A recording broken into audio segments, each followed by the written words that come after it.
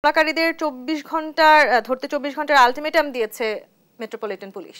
হ্যাঁ, ধরতে তো আলটিমেটাম দিয়েছে পুলিশ, কিন্তু পুলিশ তো ঘরে বসে থাকলে ধরা পড়বে না, তা তো ধরতে হবে, তাই না? ওখানে থানা আছে না, থানা কাজ করে নাই। আর প্রয়োজনে আরও পুলিশ যাওয়া উচিত ছিল, প্রয়োজনে রাইট পুলিশ যাবে, গিয়ে এটা তো কুল ডাউন করবে, সেটা তো করে নাই। এটা তো ফ্রি স্টাইল, যেহেতু নিয়ন্ত্রণহীন আছে, নিয়ন্ত্রণহীনভাবে ভাঙচুর করছে, ইত্যাদি ইত্যাদি করছে। এটা তো সরকারের দায়িত্ব ছিল। সরকার হোম মিনিস্টার আছে না, সে তো হোম অ্যাডভাইজার আছে না, সে তো বলবে, এটা তো কোয়েল করেন। কিন্তু সরকারের পক্ষ থেকেও অনেক ক্ষেত্রেই আমার কাছে মনে হয় তারা ডিসিশন ঠিক মতো নিতেই পারছে না। যেমন ধরো ব্যাটারি চালিত আদালত বলে দিল যে ব্যাটারি চালিত বন্ধ, আবার এখন বলে দিল সব চলবে। এখন তো সব রাস্তায় হাঁটা যাবে না, সব আপনার মহল্লার থেকে উঠে ব্যাটারি চালিত সব রিক্সা তো এখন মেইন রাস্তায় চলে আসবে। তো এটা আগেটা করলোটা কেন? এখন চেম্বার জজ দিয়ে ওটা বন্ধ করছে, এবং সরকারি এটার আবেদন চেম্বার জজে গেছে। হ্যাঁ, তাহলে আগে এটা করলো কেন? এগুলো তো হিসেব করে করতে হবে।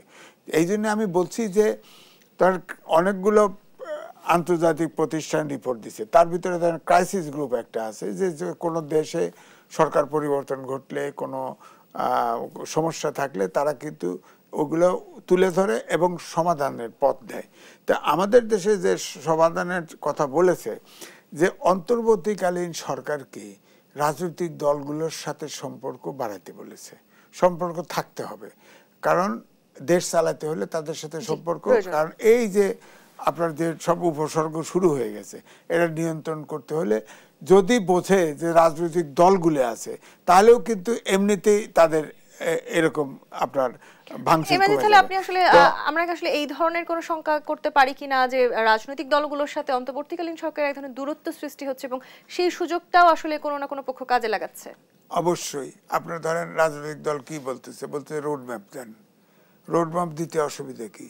নির্বাচনের রোড ম্যাপ আপনার দেন না, 1.5 বছর পরে নির্বাচন হবে, 2 বছর পরে হবে, বলে দেন এটা মোটামুটি টেন্টেটিভ ডেট। পরে যদি দেখা যায় সংস্কার হয় নাই বা পরিস্থিতি হয় নাই, আর 6 মাস বাড়ান, আর 1 বছর বাড়ান। একদম ফিক্সড ডেট না দিলেও তো হয়। একটা এই সরকার সম্পর্কে একটা ধারণা জনমনে আছে, রাজনৈতিক দলের ভিতরেও আছে, যে আদৌ এরা কি নির্বাচনে আসবে কিনা, এই সন্দেহটা কিন্তু আছে। এই সন্দেহটা রাজনীতিকরণের মতন আমারও কোনো ইতিহাস ফিরে আসবে কিনা সেই ভয় আছে। এটা বহু আগে বিএনপির মহাসচিব বলছে না, যে আমরা রাজনীতিকরণ চাই না, আমরা -2 চাই না, আমরা গণতন্ত্র চাই। এগুলো তো সংখ্যা থেকেই বলেছে, তাই না?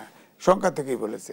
আর এই যে ধরেন বড় বড় সব পত্রিকা ছাপা হয়েছে, বিবিসি রিপোর্ট করতেছে, এই যে ক্রাইসিস গ্রুপের রিপোর্ট সবাই করছে, এটা তো বলছে যে সরকার, এই বর্তমান সরকার এবং রাজনৈতিক দলের ভিতরে যদি গ্যাপ তৈরি হয়, তাহলে রাজনৈতিক শূন্যতা তৈরি হবে। শূন্যস্থান তো শূন্য থাকবে না, এটা তো পূরণ কেউ কেউ না কেউ পূরবে, এবং যেভাবে পূরণ হবে এটা আমাদের দেশ এবং জাতির জন্য ভয়ঙ্কর হবে।